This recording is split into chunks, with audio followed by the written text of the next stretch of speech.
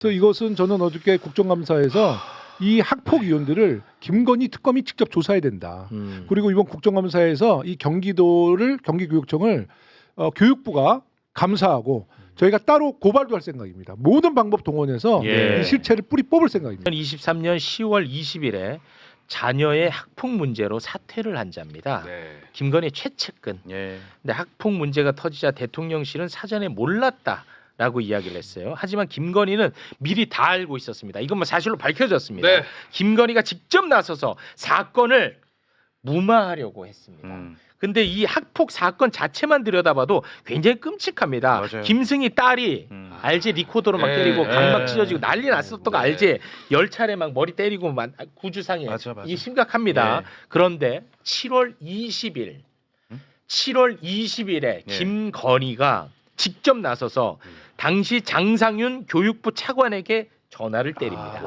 교육부 차관에게. 교육부 차관에게 이때부터 이 사건은 모든 것들이 다 바뀌고요. 참고로 저 장상윤이 저 교육부 차관은 이거를 무마를 잘했다고 인정을 받았는지는 모르겠습니다만 대통령실 사회수석으로 발탁이 됩니다. 이 자식들 진짜. 이 자식들 진짜 내 가만 안 둡니다.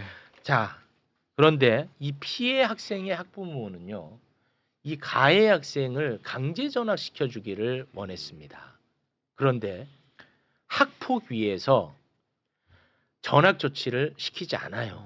어떻게 같은 학교에 계속 다니라고? 계속 다니게 하고 학급만 교체하는 결정을 내립니다. 이게 이거는 학년도 다르잖아요, 근데. 이게 맞아요. 이게 굉장히 뭐 하나만한 결정을 그렇지. 내린 거야. 하나만한 결정을.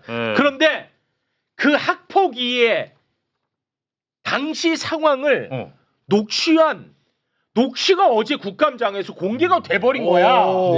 근데 그걸 보니까 진짜 정말 악마를 보았습니다. 저는 개인적으로. 자, 사전에 좀 알아야 될 것만 하나 말씀을 드리고 녹취를 함께 들어보도록 하겠습니다. 강제 전학이 되려면요. 16점 이상이 돼야 돼요. 맞다. 강제 전학. 근데 학급 교체는 15점까지 학급 교체야. 15점. 근데 이걸 내용을 들어보면 우리가 강제 전학만큼은 안 된다는 답을 딱 정해두고 그 밑에서 조율을 한 것처럼 보이는 정황이 다 드러납니다. 그러면 이게 나중에 말이 나올 거 아니야. 아니 이렇게 큰 일을 강제 전학을 안 시켜? 말 나올 것 같으니까 그래도 우리가 열심히 한 것처럼 보이게끔 15점. 강제 전학은 안 되고 학급 교체 최고 점수 15점에 맞춰야 되는 거 아니냐라는 식의 말을 주고받는 게 나옵니다. 그럼 미리 15점으로 세팅해놓고 그렇게 보이죠. 굉장히 끔찍한 장면인데요. 음성 듣고 오겠습니다. 한 14, 15점까지 나올 수 있거나. 그렇지. 14점이 나오는 거거든요. 네, 맞아. 저는 굉장히 그거 보면 하는 거죠. 그래도 생각보다 영어 높음 주고 싶은 15점 꽉 채워서. 그래도 상관없어. 그렇지. 그러니까 초등학생이라는 걸 감안해서 강점까지는 아니어도. 이게 이제 까발렸을 때, 까발렸을 때 인상하는 거나. 맞아. 그렇게 되면, 쟤들도 고민을 많이 했는데, 점수는 최대한 줬구나. 강의자랑 다른 밑에다. 이런 생각이 있지 않을까. 저도. 전 그거 보면. 부모님이 이제 아셔서 선도 가능성이 있는 걸 봐서 학급 교체. 학급 교체 저희는 이제 나름대로 이렇게 해석을 해서 학급 교체를 듣잖아요. 그런데 피해 학생 쪽에서 뭐 지금 엄포를 놓고 갔잖아요. 뭐 언론에도 뭐 할 거고. 그럴 때 저 측에서는 이걸 말하겠죠. 의미 없는 학급 교체 웬말이냐. 그러면 그거는 이게 사실상이 아닌데. 법적으로 이루어진 부분이요. 그건 지가 하는 얘기고. 변호사가 마지막에 얘기하는데 자꾸 몸에서 반감이 일어나는 거야. 알겠는데 그런 얘기는 안 해도 되지. 그렇지. 이 주먹거리면서 그래 뭐 나도 뭐 전문가니까 뭐 정말 지금 그런 거예요. 그거밖에 안 되지. 그거에 대해서 이제 어필하는 거지. 변호사로서 대리인으로서 쟤네 능력이 별로 떨어진다. 그리고 부담수는 아니다. 적어도 그런 얘기 이거 강점을 한번 해보고 싶다. 자꾸 속여서 내가 그런 생각이 드는 거예요. 그러니까 이게 서로 다 이렇게 상위 클래스가 있다는 거예요. 아니다가 센터가 뭐냐면 이제 행신 행토뿐만 아니라 언론을 항상 껴서 되게 지적합니다. 아까 그러시잖아요. 다. 와 소름 끼친다 진짜. 위원장님 이거는 네. 진짜 그냥 넘어가면 안 될 것 같습니다. 사실 제가 이 녹취록을 그저께 밤에서야 처음 이제 접하게 됐는데요. 사실 그 내용을 듣고 너무나 충격을 받아서 잠도 못 잤는데 예. 2023년도 10월 국감 때 제가 야당 교육위 간사 때였거든요. 사실 이 문제를 제가 최초로 폭로를 맞습니다. 했었어요. 예, 폭로를 맞습니다. 해서 그 당시에 원래는 그 김승희 의전비서관에 대해서 감사를 하겠다라고 대통령실에서 이례적으로 브리핑을 합니다. 감사를 해서 처벌하겠다. 예. 그래서 제가 웬일인가 싶었는데 이제 7시간 만에 면직 처리를 해서 제대로 꼬리를 자르기를 했죠. 그 다음에 이제 경기도의 그 임태희 교육감이 이 문제는 철저히 조사하겠다고 약속을 해요. 예. 그러니 이제 저는 그 철저히 조사된다는 것을 뭐 믿고 더 이상 이제 야당으로서 조치할 수가 없었는데 네네네.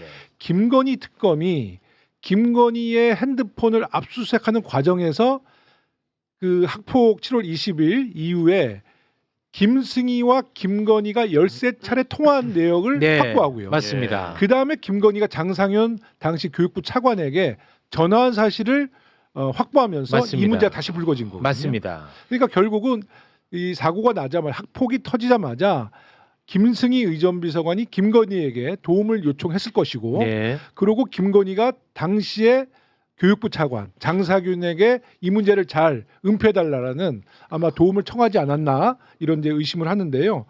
저는 어저께도 이 여러 가지 사항을 보면서 너무나 의혹이 많은 거예요. 왜냐하면 장상윤 차관은 사실 한덕수 사람이에요. 국무조정실 출신입니다. 그럼 장상윤이가 김건희로부터 연락을 받아도 이 특히 경기교육청에 이제 인적 네트워크가 없을 거거든요. 교육부 출신이 아니다 보면. 네. 그럼 이 사람이 과연 누구를 통해서 이 청탁을 했을까? 네. 이런 퀘션이 있었는데 어저께 경기교육청에 네. 감사관 네. 정진민 감사관이라는 사람이 윤석열과 서울중앙지검에 있던 수사관이었다는 것이 드러났어요. 네? 그러고 경기도 교육청의 감사관이 네. 윤석열의 수사관이었다. 서울중앙지검 때 같이 재직했던 수사관이었고 그러니까 이 윤석열 정부가 진짜 별짓을 한 게 교육부에도 수사관들을 자기 빨대들을 다 꽂아놓은 거예요. 검찰 출신이 네? 진짜 그러니까 이것은 윤석열 쪽에서 김건희가 부탁을 하면 뭐 여러 통로를 통해서 그 감사관에게 뭐 이 소통을 할 수 있었겠죠. 그리고 어저께 그 경기도 학교 폭력 의혹 조사 보고서가 나왔어요. 예. 이 보고서를 보고 제가 진짜 야 이건 완전 허위 조작 보고서라는 것으로 이렇게 증명했는데 그리고 임태희 그 교육감도 인정을 했습니다. 이 그 허위 조사 보고서를 작성한 사람이 6급 주무관이에요. 근데 이 사람이 제가 이제 7월 20일 날 2023년 7월 20일 날 학폭이 발생하고 처음으로 학교장이 그 3학년 아이를 출석 정지시킵니다. 네. 근데 분리 조치를 해야 되니까. 예. 그러자마자 그 김승희 부인이 카카오톡 프로필을 맞아요, 자기 맞아요. 남편과 윤석열 대통령이 예. 아주 가까이 있는 맞아요. 이런 사진으로 교체를 했거든요. 네. 근데 의혹 조사 보고서에 그 주무관이 어떻게 썼냐면 김용호 의원의 그 의혹 제기는 막연한 의혹 제기에 불과함이라고 공식적인 조사 보고에 올렸더라고요. 그리고 대통령과 사전 보고가 있었냐 없었냐 제가 계속 이거는 권력형 학폭 무마 사건이라고 주장을 했었어요.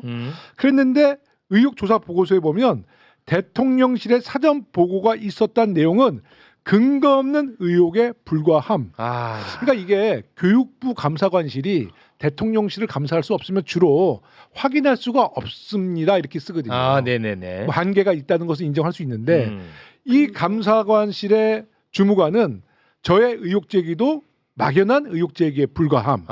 그리고 대통령실의 사전 보고가 있었다는 내용은 근거 없는 의혹에 불과함.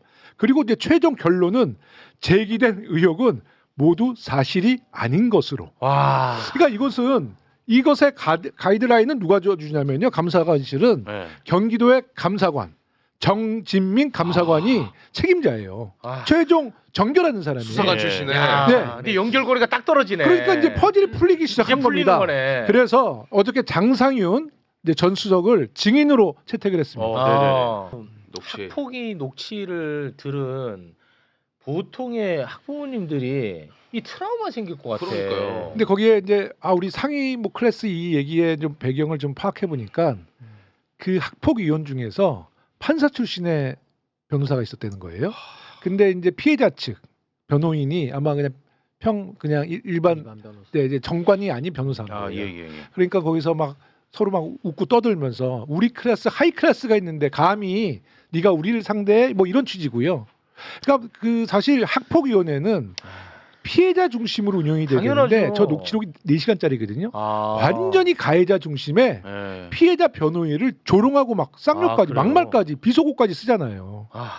그래서 이런 식의 학폭위가 경기도에서 진행되고 있는 것을 임태희 교육감이 몰랐다라고 하는 것도 정말 이거는 뭐 직무유기죠. 정말 무능한 것이죠. 네. 근데 이게 학폭위가 저도 이제 변호사들이 소위원장 같은 것도 가끔 하거든요. 저도 경기도 쪽에 교육청에서 학폭위 했었는데 그래요. 이게요 다양한 주체들이 들어오기 때문에 저런 식으로 위원회 자체를 다 장악하기가 쉽지가 않은 구조예요. 그래요? 그러니까. 경찰에서도 들어오고 학교도 들어오고 네네. 변호사도 들어오고 외부 위원도 많이 들어오거든요. 근데 예. 제가 놀란 거는 네. 저 정도로까지 장악될 정도면 위에서 얼마나 힘을 썼으면 저렇게 됐을까가 저는 좀 놀란 거예요. 아 그래요. 그러니까 이거는 아까 교육농단 이야기 하셨는데 윤석열이가 들어오고 나서 법조계 부시고 방송계 부시고 정당 부시고 의료 부시고 네. 이제 교육계까지도 이렇게 부셨다는 것 자체가 너무 충격적이고 정말 너무 이런 일은 있을 수가 없는 구조거든요. 그래요? 너무 심각하네요. 그러니까 통상적으로는 위원장이 어떤 의견을 갖고 있어서 밀고 가더라도 다양한 주체들이 그렇죠. 모이기 때문에 아니 그 무슨 말씀을 그렇게 하시냐 그렇게 덮기가 하면 안 쉽지가 된다. 않은 거죠. 이게 이제 통상적인 분위기인데. 근데 딱 원팀 같았거든요. 지금 원팀이죠. 그러니까. 그러니까 저거는 제가 볼 때는 아마 배당하는 부분부터도 뭔가 마사지가 다 그렇습니다. 들어갔을 가능성이 매우 높은 저 거죠. 안에- 사실 나쁜 게 아까 야. 봐봐 이 녹음이 원팀이에요, 원팀. 공개될 경우를 대비해서